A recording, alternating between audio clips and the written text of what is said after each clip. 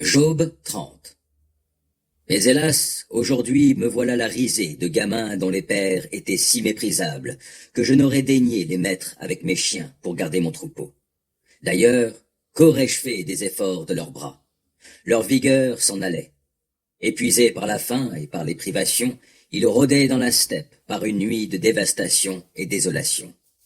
Ils arrachaient l'herbe salée au milieu des buissons, ils prenaient les racines du genêt comme pain.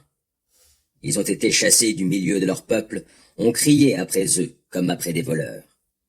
Ils hantaient les cavernes au flanc des précipices. Ils logeaient dans des grottes ou des trous de la terre.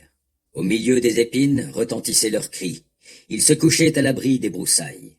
Ces êtres insensés et innombrables avaient été chassés hors du pays.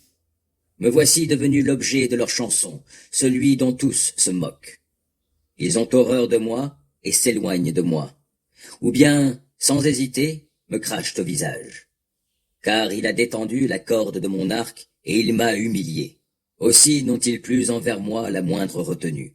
Ils sont nombreux, à ma droite, ils se lèvent et me font perdre pied.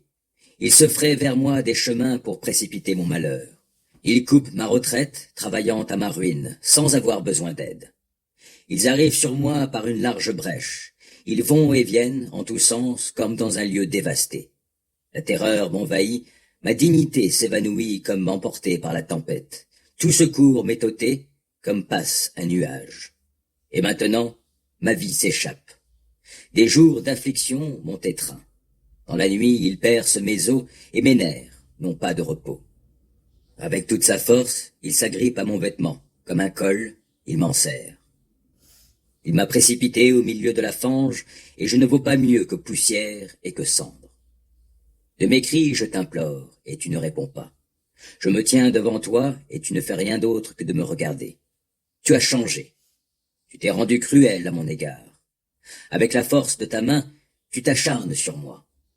Tu m'as fait t'enlever sur les chevaux du vent, et tu me fais tanguer au sein de l'ouragan. Je ne le sais que trop. Tu me mènes à la mort, au lieu de rendez-vous de tout être vivant. Mais celui qui périt ne tend-il pas la main? Celui qui est dans le malheur ne crie-t-il pas? N'ai-je pas autrefois pleuré avec ceux dont la vie est dure? N'ai-je pas compati à la peine du pauvre? J'espérais le bonheur, et le malheur est arrivé. J'attendais la lumière, et les ténèbres sont venues. Tout mon être intérieur bouillonne sans relâche.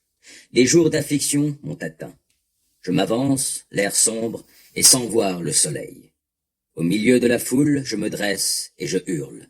C'est comme si j'étais un frère du chacal ou un compagnon de l'autruche. Ma peau noircit sur moi, mes os sont consumés par le feu de la fièvre. Ma lyre ne sert plus que pour des airs funèbres, ma flûte n'accompagne que le chant des pleureurs.